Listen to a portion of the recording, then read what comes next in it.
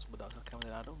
ගොඩක් දෙනෙක් අහන ප්‍රශ්නයක් තමයි අපිට පැකේජ් දෙකෙන් කොයි පැකේජ් එකද ගැලපෙන්නේ කියන එක. ඒ කියන්නේ බ්ලැක් ටැග් කියන පැකේජ් එකද නැත්නම් බෑන්ඩ් වෙලා අලුතෙන් ID ඉෂුව කරන පැකේජ් එකද කියන එක.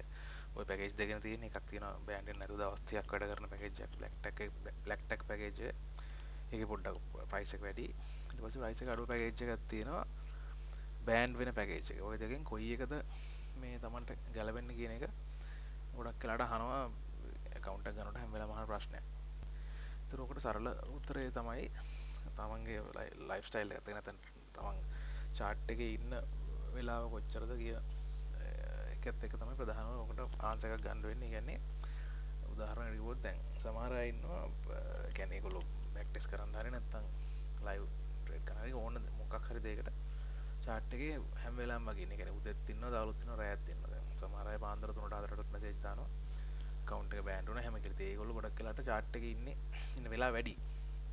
ඒගොල්ලෝගේ chart එකේ ඉන්නලා වැඩි නිසා මේ ඒගොල්ලන්ට වැඩක් කර කර ඉන්න අතරේ account එක බෑන්ඩ් වුණොත් ආයි ID එකක් ගන්න යන වෙලාවත් එක්ක සහ account එක මාරු කරගන්න වෙලාවත් එක්ක මාරු කරගන්න ලොකු වෙලාවක් යන්නේ නැහැ. ඒක වරන් data load කරන්න කොහොමද කියලා මේ වීඩියෝ එකේ දාලා තියෙනවා. ඉතින් මේ ඉතර වෙලාවක් යන්නේ නැහැ කරගෙන. නමුත් ඒතකොට ගොඩක් කරදරයි. ඉතින් ඒ වගේ කෙනෙකුට හරියන්නේ බ්ලැක් ටැග් එක. හැබැයි ඉතින් එහෙමයි කියලා නෑ. ඒගොල්ලොත් බෑන්ඩ් වෙන එක ගන්නවා. ඉතින් ওই වගේ තමන් මේකේ වැඩ කරන වෙලාව කොච්චරද කියන එක අනුව තමයි තමන් තීරණය කරන්න ඕනේ කොයි account එකද ගන්න කියලා. මං ගන්න කෙනාට account වර්ග දෙක ගැනම කියනවා. කියන්නේ බ්ලැක් ටැග් එක බෑන්ඩ් වෙන්නේ නැහැ. දවස් 30ක් වැඩ කරනවා. ඒක device පහක් වැඩ කරන්න පුළුවන්. අනිත් එක සිංගල් ඩිවයිස් මොකක් හරි ලැප් එකේ හරි ෆෝන් එකේ හරි තනි ඩිවයිස් එකක වැඩ කරන්න ඕනේ එක වෙලාවක. මේ එක බෑන්ඩ් වෙනවා. බෑන්ඩ් වෙනවා අලුත් වැඩි දෙනවා. ඉතින් ওই ටික මං කියනවා. ඉතින් තමන් තීරණය කරන්න ඕනේ කොයි account එකද මේකට තමන්ට ගැලපෙන්නේ කියලා. ඊට අමතරව සාමාන්‍යයෙන් පොදුවේ එන ප්‍රශ්නයක් තමයි වැඩට යන කට්ටිය ඔෆිස් එකේ වගේ වැඩට ගිහිල්ලා එන කට්ටිය සමහරලාට ඒගොල්ලෝ ඔෆිස් එක උදේ යනකොට මට දාගෙන එනවා ID එක බෑන්ඩ් වුණා කියලා. ඉතින් මං ID එක ඉෂුව කරලා තියෙනවා. මට ID එක ආපුවාම ඊට පස්සේ ඒගොල්ලෝ ගෙදර ඇවිල්ලා වැඩ කරන්න හදනකොට සමහරලාට එදා දවසේ බෑන්ඩ් වෙන දවසක් වෙලා මොනවා හරිලා එතකොට ඒගොල්ලන්ගේ ID එක ගිහිල්ලා. ඒ කියන්නේ වැඩ කරන ID එක වැඩ කරන ID එක ඇක්ටිව් වෙලාවේ ඒගොල්ලෝ ස්ක්‍රීන් එකේ නැහැ. ඒගොල්ලෝ වෙනස නැහැ. ඉතින් ඊට පස්සේ එතකොට ආයෙ මට කියලා ආයෙ ID එකක් අරගෙන සමහරවිට ආයෙ ඒගොල්ලන්ට ඔෆිස් යන්න වෙලා. ඔහොම වෙන වෙලාවල් දෙන. ඉතින් එක ළඟ දවසකින් බෑන්ඩ් වෙන්නේ නැහැ. නම් සමහරලාට ID එකක් ඉල්ලගෙන වැඩ කරන්න බලනකොට ID එක බෑන්ඩ්ලා. එහෙම වෙන අවස්ථා ගොඩක් තියෙනවා. ඒ කියන්නේ සමහරලාට අපි ගේමුකෝ සවුන්ඩ් ID එක ඉල්ල ගන්නවා. නමුත් එයාට ඇත්තටම ප්‍රැක්ටිස් කරන්න වෙන්නේ බදාදා. ඒතකොට දවස් දෙකක් ID එක නිකන් තියෙන්නේ. එතකොට බදා දෙනකොට ID එක ආයෙ ගිහිල්ලා. ඉතින් ඒ ළමයි මට කියලා දෙනවා අයියෝ වැඩ කරෙත් නැහැ ID එක ගිහිල්ලා. නමුත් ඒක කරන්න දෙන්නේ නැහැ. ඉතින් ID එක යනවා සයිට් එකෙන් යන්නේ. මම ඔය ගැන කලින් කියලා දෙනවා. ඉතින් ඒ වගේ ප්‍රශ්න තියෙන කෙනෙකුට මේ බ්ලැක් ටැග් ID ගන්න එක හොඳයි. හැබැයි ඔතන මෙහෙම මේ දෙයක් තියෙනවා. කෝස් එකක් අලුතෙන් පටන් ගන්න හරි නැත්නම් බෑක් ටෙස්ට් සෙෂන් එකක් කරන්න වගේ කෝස් එක ජොයින් වෙලා හරි තමන් බෑක් ටෙස්ට් කරන්න හරි මොකක් හරි එහෙම කරන කෙනෙක් වැඩි වෙලාවක් chart එකේ ඉන්නේ නැත්නම් එයාට ඇත්තටම මේ බ්ලැක් ටැග් එකක් අරගෙන ලොකුවට මේ පේ කරලා කරන එක අපරාධයි. ඉතින් නෝමල් එක අරගෙන මේ යාර වැඩේ අර කරන් යන්න පුළුවන්. ඉතින් ඔන්න ඔය වගේ කාරණා ටිකක් තමයි තියෙන්නේ. තමන්ගේ ලයිෆ් ස්ටයිල් එකත් එක්ක තමන් chart එකේ ඉන්න වෙලාවත් එක්ක මේ විශේෂයෙන් බලන්න ඕනේ තමන් වැඩක් කරගෙන ඉන්නකොට ID එකක් කිල්ලලා ID එක දෙන්න බරක් වුණොත්. මොකද සමහර ලාවල වලට එක හේතු වෙන සයිට් එකේ අපි ID හදනකොට සයිට් එකෙන් ටයිම් එක වැඩිපුර යනවා කාඩ් එක රිජෙක්ට් වෙනවා. ඔය වගේ කාරණා හින්දා ID එක එන්න වෙලා යන්න පුළුවන්. ඉක්මනට දෙන්නත් පුළුවන්.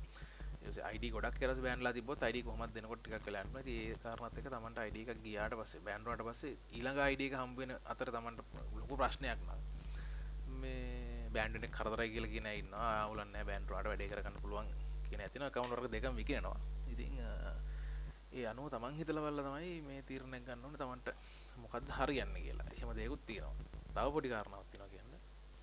මේක දැන් මම පටන් ගන්න අවුරුදු 4ක් විතරනේ මේ ට්‍රේඩින් විව් එක දෙන එක. ඉතින් ඒ අවුරුදු 4 මම දැකපු දෙයක් තමයි මේක වැරදි කරගන්න එපා. සමහර අය ඉන්නවා ට්‍රේඩින් විව් එකේ මේ තමන්ගේ ඇනලයිස් එක සෑහෙන මේ චිත්‍රයක් වගේ ආර්ට් එකක් වගේ තියන් ඉන්න ලස්සනට මේ ලයින් ගහලා පාට කරලා එහෙම තියන් ඉන්න තමන් කරන දේවල්.